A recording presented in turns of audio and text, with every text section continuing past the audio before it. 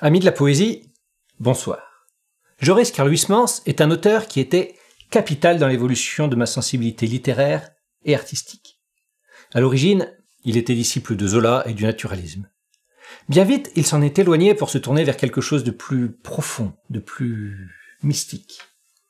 La charnière de ce changement de direction se trouve dans le roman Là-bas, qui nous parle d'un écrivain qui veut écrire sur Gilles de Rais. En se documentant sur le sujet, il documente aussi le lecteur, ce qui fait un livre au contenu historique très intéressant. Mais son principal intérêt reste son contenu mystique, fleurant avec le satanisme. Il est amusant de savoir qu'après ce livre, Huysmans s'est converti au catholicisme. Plus amusant encore, c'est de savoir que l'auteur Jules Barbet d'Aurevilly l'avait anticipé. Dans la préface, écrite 20 ans après son roman À rebours, Huysmans l'évoque. Dans ce tohu-bohu, un seul écrivain vit clair, Barbet d'Aurevilly, qu'il ne me connaissait nullement d'ailleurs. Dans un article du Constitutionnel portant la date du 28 juillet 1884, et qui a été recueilli dans son volume Le roman contemporain, paru en 1902, il écrivit « Après un tel livre, il ne reste plus à l'auteur qu'à choisir entre la bouche d'un pistolet ou les pieds de la croix. » C'est fait. Mais, bien que capital dans sa carrière littéraire, ce n'est pas de la conversion de Huysmans que je souhaite parler aujourd'hui, mais de son rapport au naturalisme par lequel il a commencé. Et comme j'ai déjà tout dit, il ne me reste plus qu'à vous lire les premiers paragraphes de son roman « Là-bas ».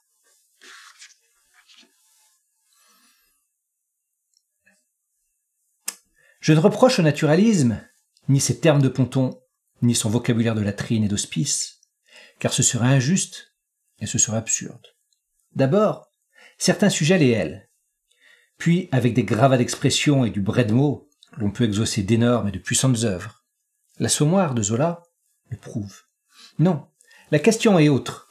Ce que je reproche au naturalisme, ce n'est pas le lourd badigeon de son gros style, c'est l'immondice de ses idées. Ce que je lui reproche, c'est d'avoir incarné le matérialisme dans la littérature, d'avoir glorifié la démocratie de l'art. Oui, tu diras ce que tu voudras, mon bon, mais tout de même, quelle théorie de cerveau malfamé, quel miteux et étroit système.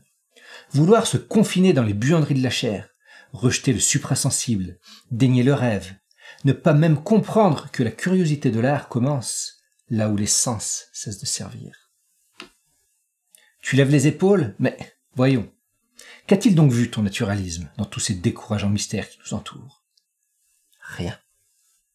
Quand il s'est agi d'expliquer une passion quelconque, quand il a fallu sonder une plaie, déterger même le plus bénin des bobos de l'âme, il a tout mis sur le compte des appétits et des instincts. Rut et coup de folie, ce sont là ses seules diathèses. En somme, il n'a fouillé que des dessous de nombril et banalement divagué dès qu'il s'approchait des aines. C'est un hernière de sentiments, un bandagiste d'âme. Et voilà tout. Puis, vois-tu, Durtal, il n'est pas qu'inexpert et obtus, il est fétide, car il apprenait cette vie moderne atroce, vantait l'américanisme nouveau des mœurs, aboutit à l'éloge de la force brutale, à l'apothéose du coffre-fort. Par un prodige d'humilité, il a révéré le goût nauséeux des foules, et, par cela même, il a répudié le style, rejeté toute pensée altière, tout élan vers le surnaturel et l'au-delà. Il a si bien représenté les idées bourgeoises qu'il semble, ma parole, issu de l'accouplement de Lisa, la charcutière du ventre de Paris, et de Homais. J'avoue même, et sans me faire prier, que Zola est à part. Zola est un grand paysagiste et un prodigieux manieur de masse et truchement de peuple. Puis il n'a, Dieu merci, pas suivi jusqu'au bout dans ses romans les théories de ses articles qui adulent l'intrusion du positivisme en l'art.